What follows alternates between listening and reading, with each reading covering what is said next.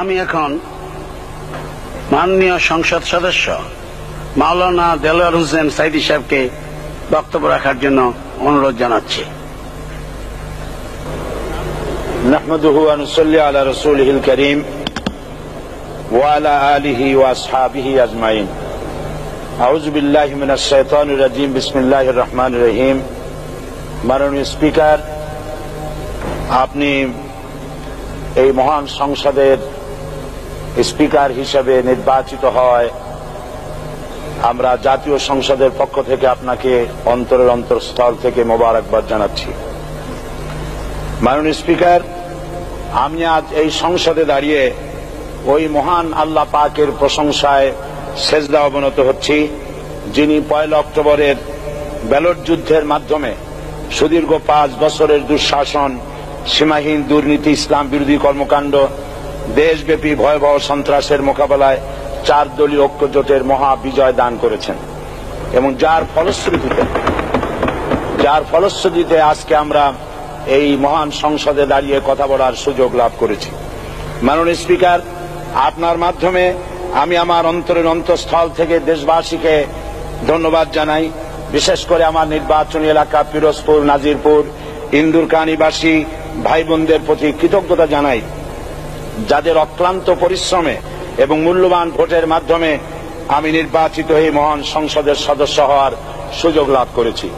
মাননীয় স্পিকার, বাংলাদেশের 13 কোটি মানুষকে যারা পরিচালনা করবেন আজকে তারাই এই মহান সংসদে বসে আছেন। আমি আপনার মাধ্যমে তাদের উদ্দেশ্যে কিছু কথা বলতে চাই। জবাবদিহিমূলক সরকার, কল্যাণমূলক সরকার ও সুস্থ প্রশাসন, এই বাক্যগুলি আমরা প্রায় শুনে থাকি। এই বাক্যগুলির অর্থ সরকার স্বৈরাচার নয়, বরং জনগণের কল্যাণে জনগণ নিকট দায়বদ্ধ সরকার, যা আব্রাহাম লিঙ্কনের ভাষায় by the people, for the people, of the people. বর্তমান পৃথিবীতে মূলত গণতান্ত্রিক দেশে এখন সরকারকে বিবেচনা করা হয়। এরূপ সরকারের জনগণের সার্বভৌম ক্ষমতার উৎস হিসেবে বিবেচনা করা হয়, অর্থাৎ সংখ্যাগরিষ্ঠ প্রতিনিধিদের প্রণীত আইনই হল আইন এবং নির্বাচিত হবার পর সরকার হয়ে পড়েন সমগ্র জনগণের, আর বিরোধী দল হয় ছায়া সরকার। মাননীয় স্পিকার, সরকারকে সঠিক পথে পরিচালনার জন্য বিরোধী দলকে অপরিহার্য বিবেচনা করা হয়। বর্তমান গণতান্ত্রিক চেতনা বেশি পুরনো নয়, মানুষ মূলত রাজতান্ত্রিক স্বৈর শাসনের সাথেই বেশি পরিচিত।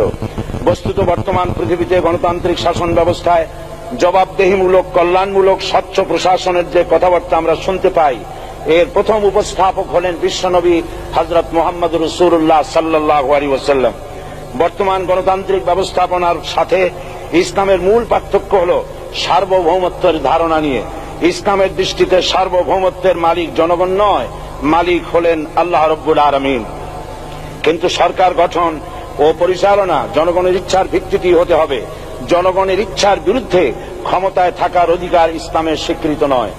মাননীয় স্পিকার, সাধারণত লক্ষ্য করা যায় সরকার, সরকারি কর্মকর্তা ও কর্মচারীবৃন্দ জনগণের উপর নানাভাবে জুলুম, নির্যাতন বা শোষণ করে থাকে।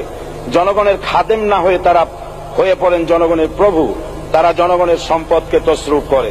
এই অবস্থা থেকে মুক্ত করার জন্য রাসূল করিম সাল্লাল্লাহু আলাইহি ওয়াসাল্লাম সরকারি কর্মকর্তা ও কর্মচারীদের মধ্যে তীব্র দায়িত্ব অনুভূতি জাগ্রত করে তিনি বলেন, ঘুষ দাতা ও গৃহীতা উভয় জাহান্নামী। নবী করিম সাল্লাল্লাহু আলাইহি ওয়াসাল্লাম আরো বলেছেন, আমরা যদি কাউকে কোনো রাষ্ট্রীয় দায়িত্ব প্রদান করি তখন সেই ব্যক্তি তার ব্যক্তিগত কাজ যতটা নিষ্ঠা ও আন্তরিকতার সাথে পালন করে, রাষ্ট্রীয় দায়িত্ব যদি সেভাবে পালন না করে তবে কিয়ামতের দিন তাকে উল্টো করে জাহান্নামে নিক্ষেপ করা হবে। রাষ্ট্রীয় সম্পদ তসরুফের ব্যাপারে কঠোর হুঁশিয়ারি উচ্চারণ করে বিশ্বনবী মুহাম্মদ রাসূলুল্লাহ সাল্লাল্লাহু আলাইহি ওয়াসাল্লাম বলেছেন, রাষ্ট্রীয় দায়িত্ব পালনকারী কেউ যদি 1 টুকরা সুতা বা তার চেয়েও ক্ষুদ্র কোনো জিনিস খেয়ানত করে তবে কিয়ামতের দিন খেয়ানতের বোঝা মাথায় করে তাকে উঠতে হবে। মাননীয় স্পিকার, আল্লাহ রসুল যে সরকার ব্যবস্থা প্রতিষ্ঠা করেছিলেন তা সত্যিকার অর্থে ছিল জনকল্যাণমূলক সরকার। তার সরকারে দায়িত্ব পালনকারী ব্যক্তিবর্গের মধ্যে চরম দায়িত্ব অনুভূতি জাগ্রত করে দেওয়া হয়েছিল। এটা সম্ভব হয়েছিল কেবলমাত্র আখিরাতের তীব্র বিশ্বাস ও মহান আল্লাহর দরবারে জবাবদিহিতার অনুভূতির মাধ্যমে। মানুষের নিকট জবাবদিহিতা পাশ কাটিয়ে যাওয়া যায়, কিন্তু আল্লাহর নিকট জবাবদিহিতা পাশ কাটানোর কোনো সুযোগ নেই। মাননীয় স্পিকার, নবী করিম সাল্লাল্লাহু আলাইহি সাল্লামের সরকার ব্যবস্থাপনায় সবাই যেমন আইনের দৃষ্টিতে সমান অধিকার ভোগ করেছে, ঠিক তেমনি ভাবে রাষ্ট্রের নাগরিক হিসাবে সবারই মৌলিক চাহিদাসমূহ পূরণ হয়েছে। ঋণগ্রস্ত এতিম অসহায় জনগণ রাষ্ট্রীয় তহবিল থেকে সহযোগিতা লাভ করেছে। মূলত এটা জনকল্যাণমূলক সরকারের ধারণা বিশ্ববাসী তখনই প্রথম অবলোকন করে। মাননীয় স্পিকার, নবী করিম সাল্লাল্লাহু আলাইহি সাল্লাম সরকারি কর্মকর্তাদের বিরুদ্ধে কোনো অভিযোগ পেলে তখনই ব্যবস্থা গ্রহণ করতেন। আইনের চোখে সবাই সমান এবং এ কারণেই শাসকদের আত্মীয় স্বজন কারো পক্ষে সম্ভব ছিল না জনগণের উপরে জুলুম করা। খলিফা ওমর রাদিয়াল্লাহু তাআলা আনহুর এক ছেলে অপরাধী প্রমাণিত হলে সে দণ্ডভোগ থেকে রেহাই পায়নি, এমনকি এতে তার মৃত্যুদণ্ড হয়েছিল। আবার খলিফা নিজেকে আইনের ঊর্ধ্বে মনে করতেন না, তাই বর্ম চুরির ঘটনায় আলী রাদিয়াল্লাহু তাআলা আনহু কাজীর দরবারে সাধারণ ফরিয়াদির মতো উপস্থিত হন। নিজের ছেলে ও চাকরের সাক্ষী যথেষ্ট না হয় কাজী খলিফার বিপক্ষে রায় দেন।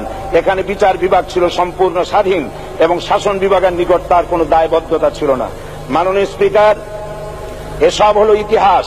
মুসলমান আজ অনুসরণ করতে চায় না তাদের অতীতের গৌরবোজ্জ্বল কর্মপদ্ধতিকে। সে এখন কাফির মুশরিকদের কিরানক স্বার্থ পূজারী আখেরাতে জবাবদিহিতা শূন্য বাগাড়ম্বর এক জাতি।